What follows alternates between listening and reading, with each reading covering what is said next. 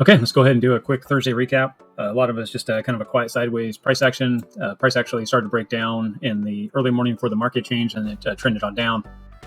So we were talking about on Wednesday that this was coming on down. We wanted to see basically the 82.5 level hold on the chart here. It did bounce, and we saw it recover back up to the 83.7 level. Obviously, it was being rejected.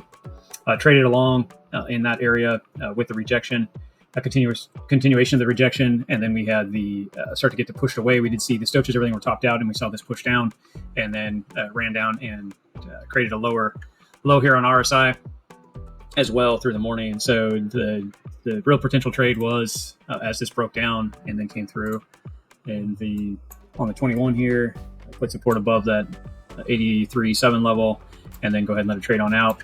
Now, if I wouldn't have taken this trade myself, I'm just pointing out that basically on price action and reading price action, I do talk about price action quite a bit because that's my main focus.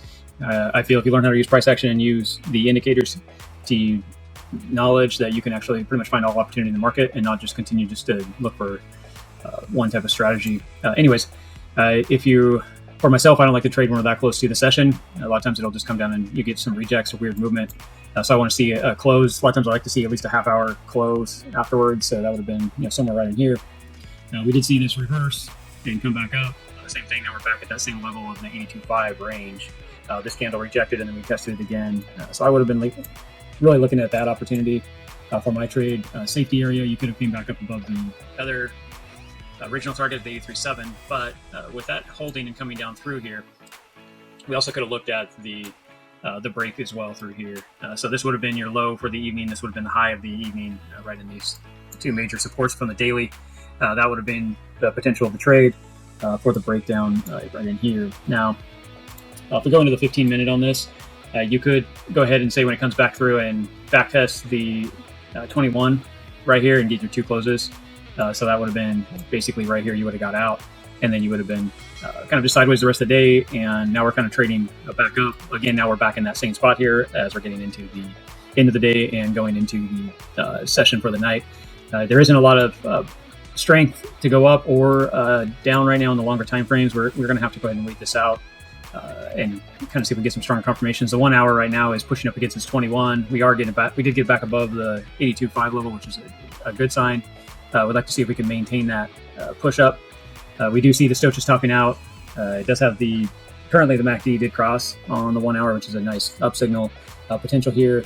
But with it already be kind of exhausted and the 15-minute already showing exhaustion, we'll have to see if we can get this color changer to go ahead and show a directional shift and start getting some push back up and then getting back through these key levels again.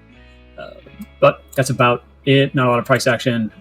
There's a lot of negative and positive news in the space, and we're kind of seeing that quieter price action. We need volatility to trade. This would be more buy at the lower levels and just keep adding to a longer term trade if that's kind of what you're looking for.